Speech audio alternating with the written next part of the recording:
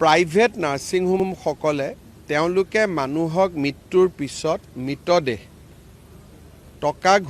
টকা দিব নোৱাৰাৰ অভিযোগত মুকলি কৰি নিদিয়ে।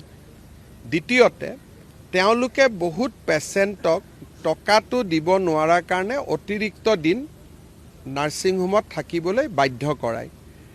মই স্বাস্থ্যমন্ত্ৰী ডাঙৰীয়াক কৈছোঁ যে এটা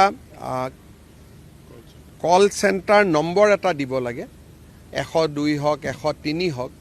যি পেচেণ্টে এনেকুৱা অসুবিধা পায় তেওঁলোকে যাতে লগে লগে সেই কল চেণ্টাৰটোত ফোন কৰি দিয়ে আৰু আৰক্ষীয়ে গৈ পেচেণ্টজনক হস্পিটালৰ পৰা লৈ আহিব পাৰে। কাৰণ ভাৰতৰ সংবিধান আৰু আইনে কোনো ব্যক্তিৰ মৃতদেহ ধৰি ৰখা বা কোনো পেচেণ্টক টকা দিব নোৱাৰাৰ কাৰণে ধৰি ৰখাৰ অনুমতি নিদিয়ে।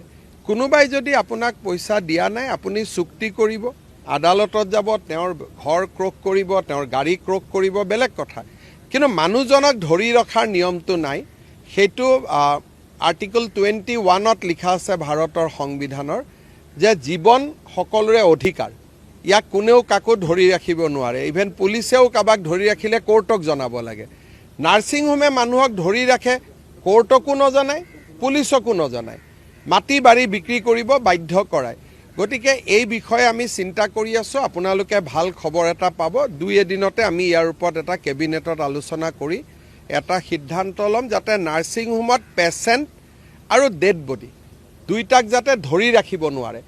টকা পইচা লাগিলে অহাৰ আগতে এডভান্স লওক, আমাৰ ক'বলগীয়া নাই। আৰু মইতো নাৰ্ছিং হোমসকলক সদায় কওঁ যে এনেকুৱা পেচেণ্টক আপোনালোকে ল'ব যোনে আপোনালোকক টকা দিব পাৰিব। দুখীয়া মানুহবিলাকক পেচেণ্ট হিচাপে আপোনালোকে নল'ব, পিছত অশান্তি হয়, আপোনালোকেও পইচা নাপায়, কাৰোবাক ধৰি ৰাখিব লাগে, মাটি কম দামত গৈ বিক্ৰী কৰি আহিব লাগে। গতিকে এই ব্যৱস্থাটো ভাল নহয়।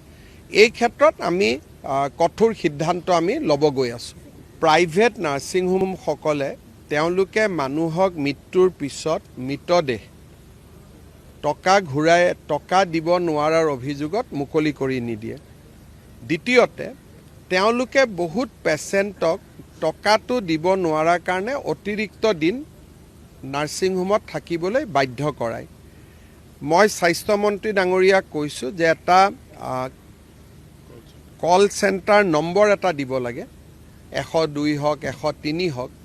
যি পেচেণ্টে এনেকুৱা অসুবিধা পায় তেওঁলোকে যাতে লগে লগে সেই কল চেণ্টাৰটোত ফোন কৰি দিয়ে আৰু আৰক্ষীয়ে গৈ পেচেণ্টজনক হস্পিটালৰ পৰা লৈ আহিব পাৰে। কাৰণ ভাৰতৰ সংবিধান আৰু আইনে কোনো ব্যক্তিৰ মৃতদেহ ধৰি ৰখা বা কোনো পেচেণ্টক টকা দিব নোৱাৰাৰ কাৰণে ধৰি ৰখাৰ অনুমতি নিদিয়ে।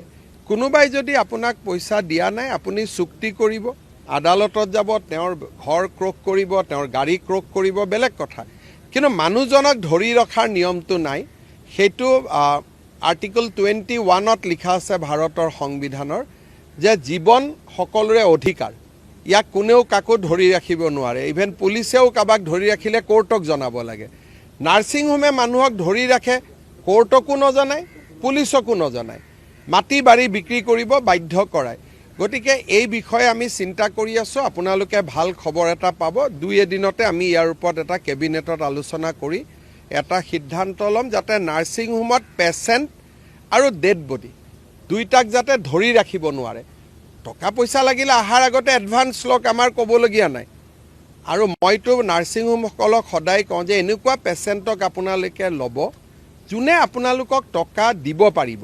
দুখীয়া মানুহবিলাকক পেচেণ্ট হিচাপে আপোনালোকে নল'ব, পিছত অশান্তি হয়, আপোনালোকেও পইচা নাপায়, কাৰোবাক ধৰি ৰাখিব লাগে, মাটি কম দামত গৈ বিক্ৰী কৰি আহিব লাগে। গতিকে এই ব্যৱস্থাটো ভাল নহয়।